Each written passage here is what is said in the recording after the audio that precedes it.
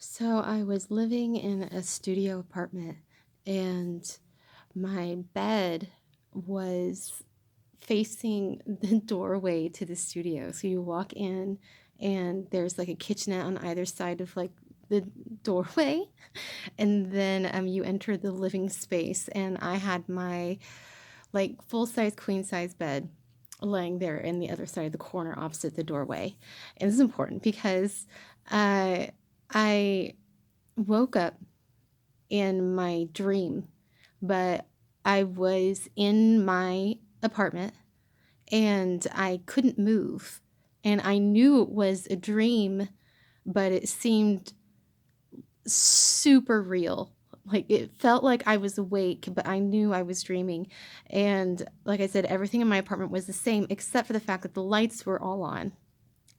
And I also couldn't move. Like I felt as if my body was imprinted into the bed. So here's the bed, and here would be like my arm, then my body. Like I felt like it was just sunk in there, and everything weighed so heavily. My body weighed so heavily, and yet I couldn't move it. It felt uh, really nice actually because I had problems with restless leg syndrome, and so once was noticing how my body felt, I kind of liked it. But I did feel that kind of like that sleep paralysis. I don't know how else to describe it. I didn't know what sleep paralysis was before I had this experience, nor did I know what shadow people were. I guess I really still don't know what shadow people are before I had this experience. And so I just went into this, like this just happened, and I'm just kind of like going with it. And so I have time to take all this in, that I'm very, very relaxed, and it feels nice almost because I sleep with a weighted blanket anyway. But so I'm awake, like lucid dreaming, okay? And suddenly the door opens and into my apartment, and in very calmly walks a very tall black figure, and there were no defining characteristics at all. There were no lines or like depth or anything. And this figure was just a black figure. It didn't even really scream 3D. It didn't scream 2D. It was just a tall black figure with arms and legs and like a head, but there was no like hair or facial expression or anything or face. It was just a black figure. And it opens the door and calmly walks towards me to the bed and climbs onto the bed. And um, we proceed to have a very nice wet dream, so to speak. Now, I could not take part in this because I was still very like sleep paralysis-y, and so I couldn't move. I could feel the figure like around me and in me, and I mean it was very pleasurable and like passionate and yet gentle, uh, and I never felt fear or aggression or any kind of negative feelings. And so I'm just going with this. I'm like, okay. And then it proceeds to reach its ending. And I finish, and then the figure slowly um, and gets up and then just walks slowly out of the apartment door. He had to close the door, so he opened it and then left as he closed it. And then I can't remember if I woke up all the way, like I went back to like suddenly like woke up for real in my room, that it was dark, or um if I like slipped into another slumber or like some other dream or whatever. I wanted my intuition, or my like feeling is that I woke up. I woke up and I was in my dark apartment, but I honestly can't remember 100%.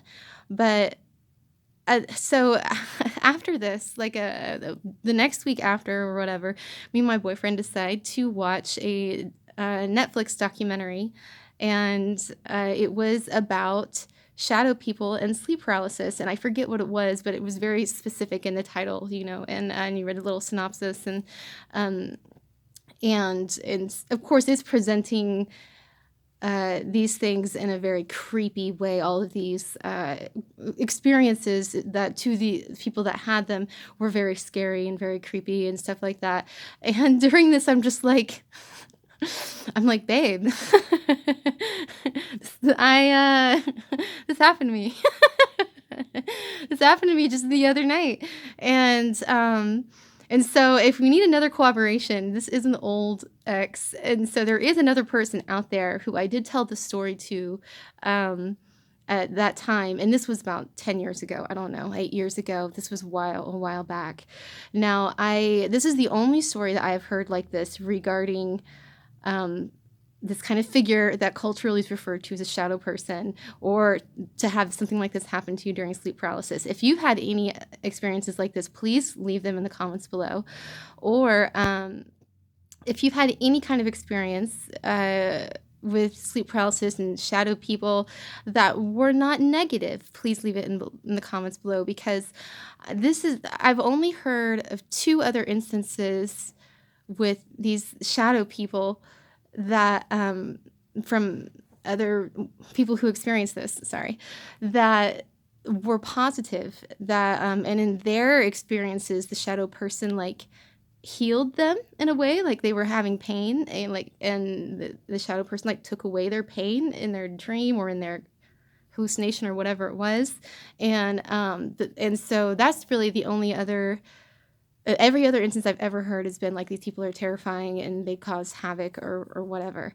And so, I mean, it might be whatever this phenomenon is, it might be, everything is going to be affected by our projection. Maybe it's projection based. Maybe it's just specific to the shadow person you get, I know I have heard that some people say that when you have like wet dreams or whatever, that you're like possessed by a demon. So I'm still good. I haven't had any like weird possession, like, or any kind of negative paranormal experience ever. So, that's really it. And again, like my previous video, when I talked about the psychic incidents I have on the math test, it wasn't till, relatively recently that I started to hear other kinds of stories and what other people think about shadow people and stuff like that. And then realized, oh wow, mine is unique. Mine is really unique. And I don't know what people will think about this or what other kinds of reactions they would have. Now, I have heard that sleep paralysis tends to occur more frequently when you're highly stressed.